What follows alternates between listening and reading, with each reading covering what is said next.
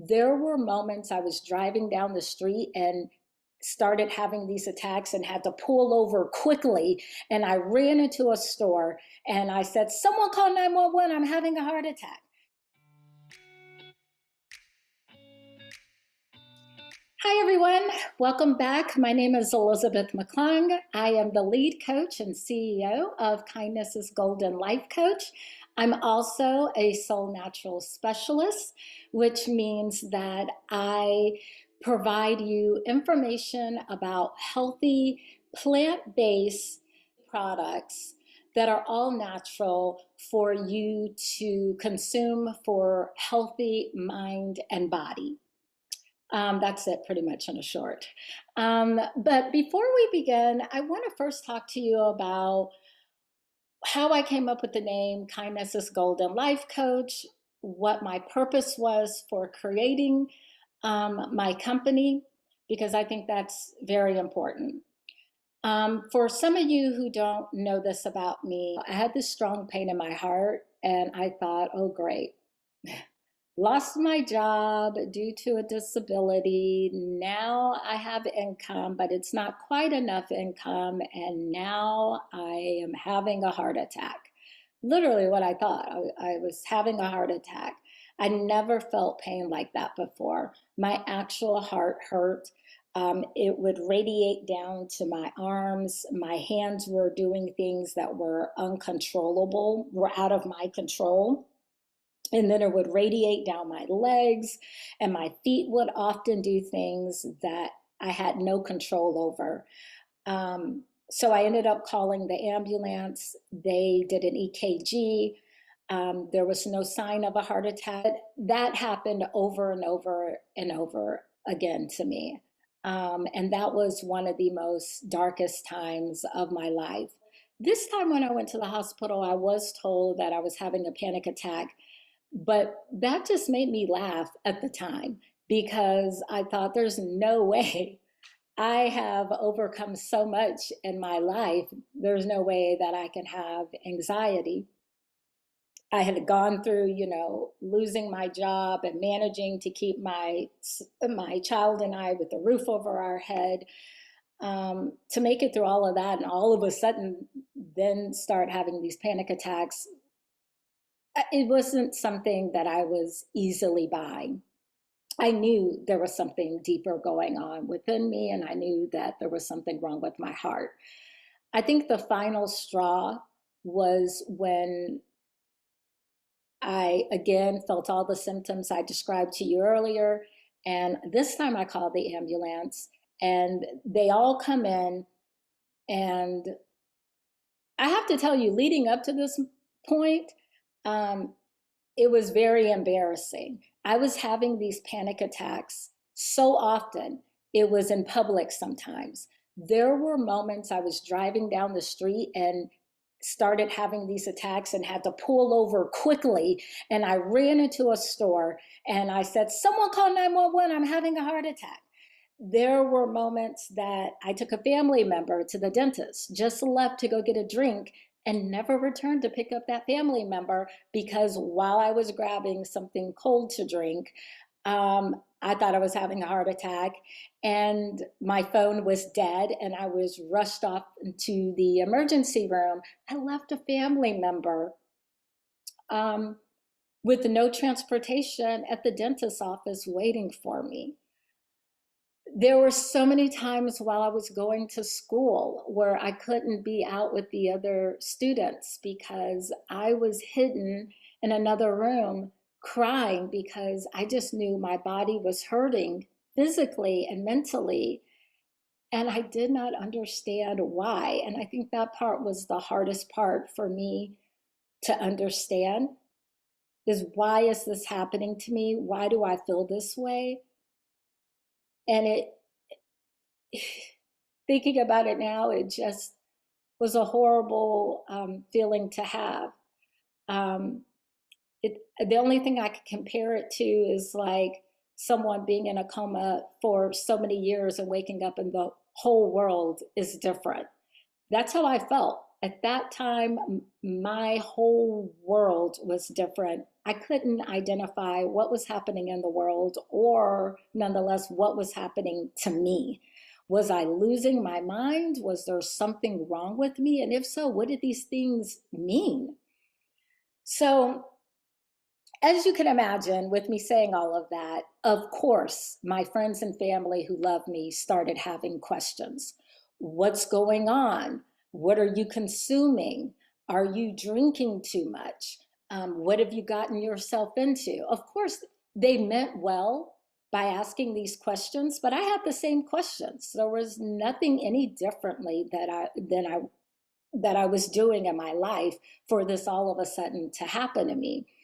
As many questions as they had, I had those very same questions. So you can imagine it put a big strain on my friendships, on my just interaction day to day with people, because the more that I got lost into not knowing what was happening to my body, the more I began to isolate myself, which was one of the worst things I could have done, because by this time I had developed agoraphobia.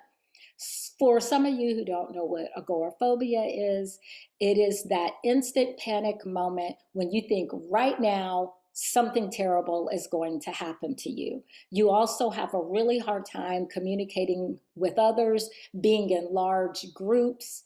Um, so all you want to do is be by yourself. And I didn't realize it at the time, but that's what I started to do. I started isolating myself from my friends and family. And of course, they took notice of that. And of course, that affected our relationship, our friendship. And it was definitely affecting the way I felt about myself, my self esteem. Because as I mentioned before, I'm a go getter kind of person. I get an idea, I'm not a procrastinator. I go full out. If I don't know it, I'm doing research to figure it out. So to go from that to just kind of making it day by day, and thank goodness I'm a parent, because if I weren't a parent, I imagine that it would be even worse. But because I was a parent, I knew there were things that I needed to do to take care of my son. But you can only take care of someone else if you're taking care of yourself.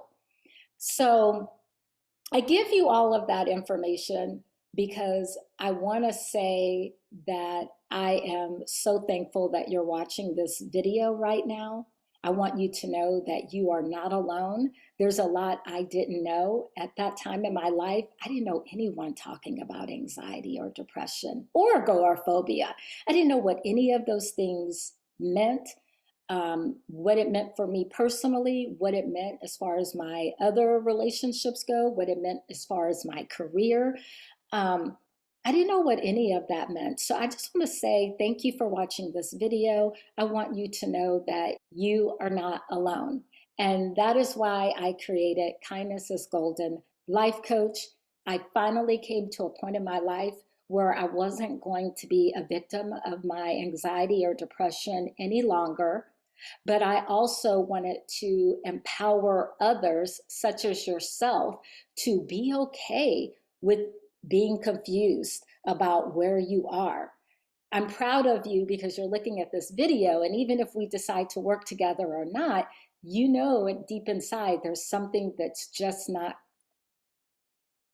sitting right with you. You know that you used to have more energy. The things that used to bring you joy are no longer bringing you joy. I get it. I understand it. And that is why I created Kindness is Golden Life Coach, because another thing I noticed when I was going through my recovery process is that the more I did for others, the better I felt. By the way, I just want to note that I am not a certified nutritionist. I am not a psychiatrist. I am not a therapist. I'm not a doctor in any way. I just come to you and share what I've learned from my personal experiences, because it has been such a journey for me. And I wish there was more information out there for people who are discovering that they have anxiety and depression or agoraphobia. I wish there was just more information out there. I wish people wouldn't be afraid to talk about it. As soon as my body started to feel better, from taking the Soul Natural herbs, I was able to empower myself and not be embarrassed about my anxiety or depression. In fact, I probably drove my friends insane because I talked about it all the time. Anxiety, depression, agoraphobia. I wanted people to know that this is something that I am battling with, but I also wanted to set a really good example for my child and for my family members and for my friends, to show them, Elizabeth, that part of me still existed. And I am not going to give up. I'm not going to give up on my dreams. I'm not going to give up on the things that are important to me. And I'm not going to give up on myself. And I wanted them, because it was so publicly seen how anxiety and depression affected me, I wanted them to see that I was in a healthy state of mind enough that I also knew how to take care of myself, so that my family and friends didn't have to worry about me as much as they were. So the first thing I'm going to say to you, the first advice, so that we can speak together, so that we can move forward, so that you can feel like you have a little bit of understanding and support from me, is to fill out that free, make an appointment to have the free discovery call. Fill out the health questionnaire. Let's have a conversation to focus on your mind and your body. And when those two things come together, then you're able to tackle the changes you want to make in your life. But if your mind isn't okay, and you'll often hear me say this, if your mind isn't okay, that does affect the body. If your body is going through any type of trauma, like the accident that occurred that caused me to lose my job, that radiating pain does affect the mind. So it's important to address those issues first before we can move forward with making those most impactful, lasting changes to achieving the goals you want. And I feel like our team does exactly that. We are great at communicating with one another. We empathize with what all of you who are facing anxiety and depression are going through. They are very supportive of me, and I really appreciate that. So if one of my team members is watching, thank you so much for your support, and thank you for being a part of K.I.G life coach, because I just want everyone to feel loved, respected, most importantly, heard, and feel like they're in a safe space to express themselves. Because if I didn't have those things, I wouldn't be the person I am speaking with you today. Now, we are all different. Our minds are different. The way our bodies function are different. Our upbringings are different. The environments in which we were raised are all different. I want to be a listening ear to you. And then I want to address what's going on physically within your body, and then let's work on beliefs and values. I'll never force my beliefs or values onto you. I respect everyone's beliefs and value system, but I can at least help you strengthen your belief and value system, because that will be very important when unpacking some of the things which has impacted you in either a negative way or a positive way. Then we want to highlight and focus on that. So if we can get that belief system along with your mind and body working together with the right herbs, then we have done the first part of working together, so then we can start creating that roadmap to address the changes you want to make in your life. I know I gave a lot of information, so like always, if this was helpful, you can heart it, thumbs up it, leave a comment. I will get back and answer your questions as soon as possible. I'll also include a link so that you can have access to that free health questionnaire. And also you can check out our website, KIGlifecoach.com, so that you can book a free discovery call with me. And whether you decide to work with me or not, that's completely up to you. But getting some information is a good way to start on trying to understand where you are in this place in your life. I hope this was all helpful. As always, it's been a pleasure speaking with all of you. I appreciate your time.